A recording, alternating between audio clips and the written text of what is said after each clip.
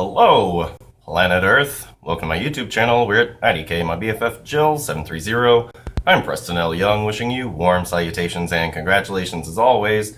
You made your way to the Buffington Post. So today I'll be taking a break from Buffy and I'll be reviewing The Leftovers Season 2, Episode 3, Off Ramp. So let's just jump right into it. You can see the shadow wandering off somewhere. They won't make it home, but they really don't care. They wanted the highway, they're happier there today. Alright, so an episode of The Leftovers has not really hit me this hard since Episode 6 of Season 1, The Guest, or just Guest, rather. It's such a great episode, and this episode is no exception. But before I get into Off Ramp, I do want to go ahead and throw out my crackpot theory about what's going on in Miracle. As far as what's going on with the government and all that bullshit, I don't know, but hey, time will tell. But, okay, so our season premiere was called Axis Mundi, which is, where the heavens and the earth meet, and they're in the same space together, right? I went back and I watched episode 10 from season 1, and here's what I think. Okay, so Patty, decided to, lead Kevin. She said that we are going to be traveling companions. He was saying he wanted to get out of here, right? Like he was supposed to have been taken. So Patty says, looks like you and I are going to be traveling companions, right? And so what I think is that Miracle is actually some way to get out. Like, it's a way to get to wherever it is that the departed to. That's what I think. I think you can get out through Miracle. And I think that the water situation is evidence of that. Like, Evie and her friends, they were running through the woods all naked, and then they got all quiet about it. And then they just kind of disappeared next to the water, and I think that this is why. I think they're being called to the other side or some crazy shit like that. I mean, it's not really what I think, but it's an idea. It's the only idea that I can come up with, is that Miracle is somehow a place where you can get to somewhere else, like some other shit, right? Okay. So that's what I think Miracle's about. But I loved this episode, Off Ramp, holy Jesus. So we're picking up with Lori and Tom, and we find them in some weird situations. So when the episode opens up and we're with Lori, we just saw somebody washing their car, and I was like, is that blood on your car? And as we get to the end of the episode, it turns out maybe it was, right? So we've got Lori, she's washing off this car, and so Tom has gone into the Guilty Remnant. We're kind of believing that, he's just kind of joined up with the GR, which, no, he didn't, because we saw him in regular clothes and all talking to Jill, so it was a little weird, right? Tom is basically recruiting people from the Guilty Remnant to come into Lori's little halfway home business building, right? Okay, so we've got this stuff, and I thought it was so weird because Lori, when he brings Susan, he says, "This is Susan. I told her this was a safe place." And Lori says, "Hello, Susan. I'm Lori. Would you like to join us?" Right? Nothing completely out of the ordinary. But then a little later on, when we see her writing this book and all this good stuff, I thought, wow, Lori, are you trying to build another cult? Well, no, she wasn't. But that's where she ended up, isn't it? So, okay, so Lori is trying to help people get rid of the Guilty Remnant, okay? And she's pouring herself into this book. There's this really good novel by John Green. It's his first novel. It's called Looking for Alaska. And at the end, Pudge, the main character, he says, "I went back to my room and I wrote my way out of the labyrinth." Because the whole thing is like, how do I get out of this labyrinth? This is what Lori is trying to do. She is trying to write her guilt away. She's trying to, very much like Kevin and Nora, the way that they have decided that Miracle is like their safe place. It's like, it's there. It's where they are trying to get to this something that's going to fix everything, okay? And Lori, her book is going to fix everything. She says, "I'm writing a book." And Susan, when she finally speaks, she says, what's it about? And she says, it's about us. And so she thinks that this book is going to be her freedom. It's going to be her ticket. It's going to fix her, right? Just like Kevin thinks Miracle is going to fix him and Nora. And it's super crazy. So I like this. I like that Lori has kind of changed her obsession. Everything from buying the nicotine gum.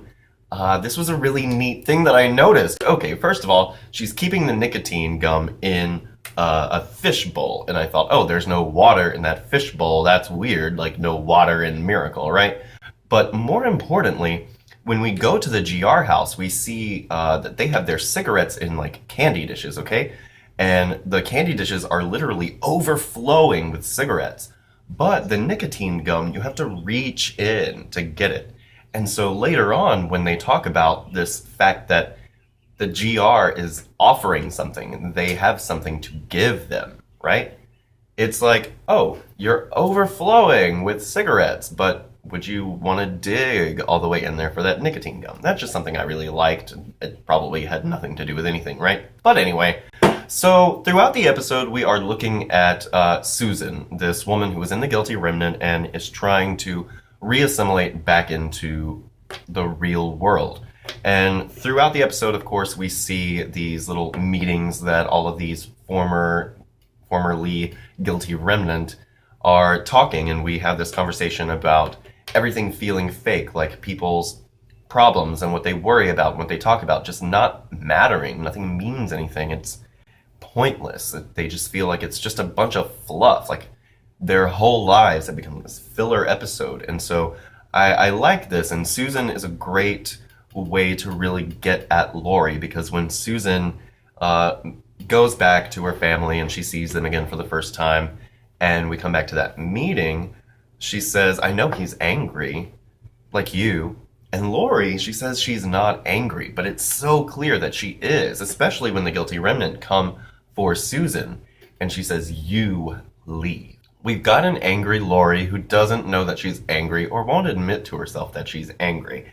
And she's trying so hard to make her life not about the Guilty Remnant. But the irony is she is obsessed with the Guilty Remnant. She is still all about it. She's trying to write about it. She's trying to bring other people out of it. She has let the Guilty Remnant control her life. Literally, it is all she thinks about. It has consumed her.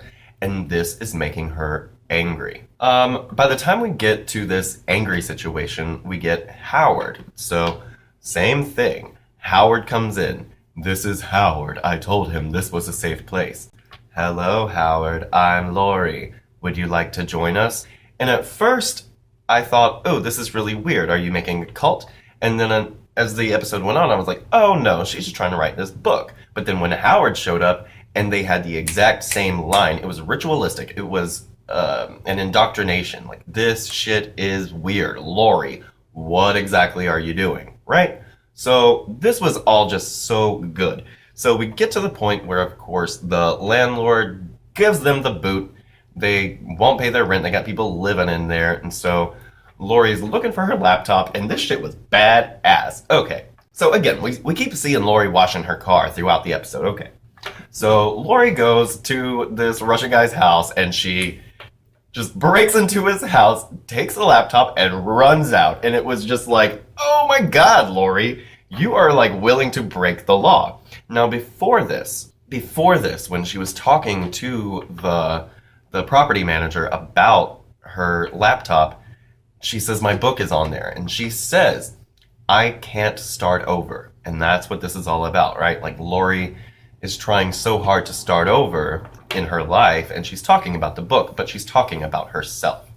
Oh, and so right after she steals the laptop, we see her run over the GR, and again, we see this angry Lori. We see that she is just ready to pounce on something, and in specific, we've got the GR, and that is where all of her problems are seeming to stem from. She thinks, I'll just literally get rid of them, right? Susan decides to go home and stay with her family and yada, yada, yada. And she says, Lori says she didn't leave because of you. She left because of them. And she's not going to leave you. She's not going to go back to them. And she says, tell him, Susan. And Susan says, I'm not. As in, she is not. She isn't. Like, there's nothing. There is nothing. She is nothing. She doesn't say, I'm not going to leave you. She doesn't say, I'm not going back to them. She says, I am not. So, I like that. Very nice use of language. The leftovers. Ah, you guys. So, what else have we got? All right, so Laurie goes and pays like 800 and some change for this suit she's gonna wear once. Neat. And she goes to see if her book is gonna get published. Well, then Susan,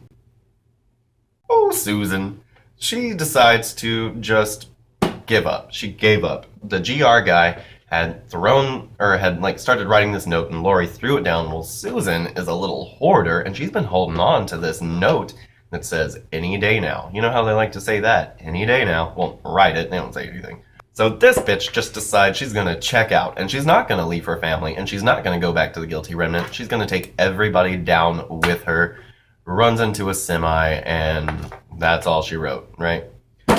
So Laurie, of course, gets the call, and then she goes up, and they're talking to her about her book. Now, it's called Guilty, as in Laurie is guilty. Okay, like, this bitch is guilty, and she feels guilty. And when they start talking to her about, the book, this kind of asshole publisher is talking about the GR.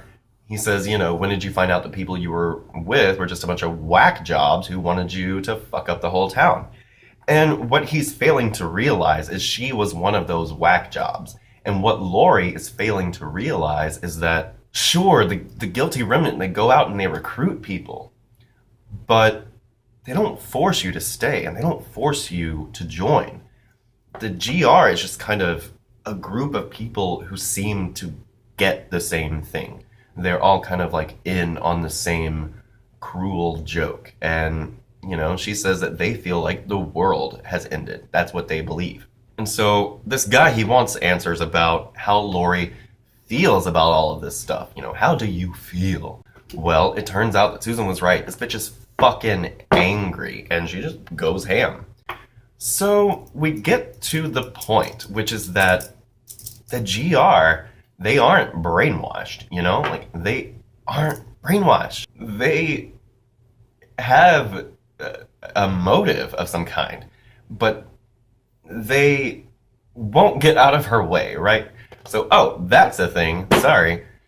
And so after she gets the laptop, she sees the GR just standing in the middle of the street, and she revs her engine, and she goes for them. And this is the first time we actually see how angry she is. And so let's talk about how The Leftovers is completely redefining what torture porn is. So Tom, of course, has been going and infiltrating the GR and recruiting people into Laurie's not a cult, right? So, yeah, they caught him. And as soon as he was looking at that girl, I was like, oh, they done set some bait for him. Oh, yeah. So, he took the bait, and the girl blew her whistle. She's a whistleblower. Just like Laurie was last season. And then, holy shit, they abduct Tom, take him out to the middle of God knows where am I. And then Meg comes in, she rapes him, then they pour gasoline all over him, and she says, tell your mom Meg says hello. So, Meg, what the fuck is up with Meg? I did, like I said, go back and watch episode 10 of season 1, and there we see that Meg really was stepping up and being more Patty than Patty, and definitely more Patty than Laurie at that point, because the GR, here's the thing, they've got remember, we remember, all over the place, and Laurie's problem in season 1 was that she could remember, but she wasn't remembering the departure. Her problem was she was remembering her family. She kept showing up at the Garvey's house. She, tried to get the lighter. She remembered, but it wasn't what she was supposed to remember. She remembered her family and her life. And the GR, they don't want that. And so Meg here, she remembers. She definitely remembers. And she has somehow ascended through the ranks, and she's like the mafiosa of all the fucking GR in the area. And she's scary, okay? She's super pretty, but scary. And so anyway, Lori, she realizes after she gets out of jail, like, this is not working. Her book, which she's been going on and on, telling Tom, it's working, y'all. No, it's not working. And at this point, she tells Tom, I don't want to hurt them, but they won't jump out of the way. And she's talking about the fact that it isn't working. She is trying to focus on the GR instead of focusing on herself. She can't get them out of the way. There's something missing from her life. And like I said, she's just focusing it all on the GR. Like, Susan, you brought her out of this, but where did you take her? You put her back in this thing that she knows she doesn't belong in. So, this is what they talk about. Tom says, the guilty remnant, they know something. They are giving their members something. And Lori says, well, let's give them something. And then we have this whole fucking crazy lie where Tom says, I'm Holy Tom, the Holy Wayne. He found me and gave me this vision and he hugged me and now I'm Holy Tom. No, like, you're lying. You're crazy. And I get it. Okay. Religion and self-help stuff, it's all there to make you feel better and to help you cope with reality. I get it. And everybody needs something, but it's predicated on a lie. Now, religion. Many would argue that that's all predicated on a lie. And so, where do we draw the line? Where is it okay for you to lie to people to make them feel better? It's very Harriet the Spy. And my dumbass trying to forget about Australia. Okay, Australia, episode 1, David Burton. Episode 2, Australia. Again, Garvey said he's gonna go to Australia and try and start the world back up. And then today, we get 2 different instances of Australia. We get the first where we hear a news report of a man who had been presumed dead, re-emerging from some cave bullshit. And then later on when Lori goes to the publishers, he says something about, this nut job in Australia who thinks he can't die. So, Australia, there. I don't know what to say about it, but Australia. And I like this, but at the same time, it really, really frightens me. I feel like Tom is here getting what he really wants. I think he spent so much time following Wayne around and not being the person to actually receive any of the credit for the stuff he was doing. And now here's his chance to not only give people something, but to get a little something for himself. So, like I said, this is right up there with Guest, in my opinion. I think this episode was beautifully shot, beautifully acted, beautifully written, beautifully directed. It's just a lovely episode. 5 stars. Go, guys. It's amazing, and it's only going to get better from here, I certainly hope. It's The Leftover, Season 2, Off-Ramp, and that's what I thought. I'm Preston L. Young. You can come right back here to the Buffington Post anytime. I've got Buffy the Vampire Slayer reviews. Buffy Season 10, number 20 will be out on Wednesday, the 21st of October. So check that out. I'll be here with a review for that tomorrow. I've got Angel and Faith reviews, Buffyverse discussions on the other Slayers. You can check out my Season 8 coverage and my continued Season 9 coverage and more. Hope you're having a great 2015 so far, everybody. Have a great day today, and we'll see you next time. Bye. Everybody gets high.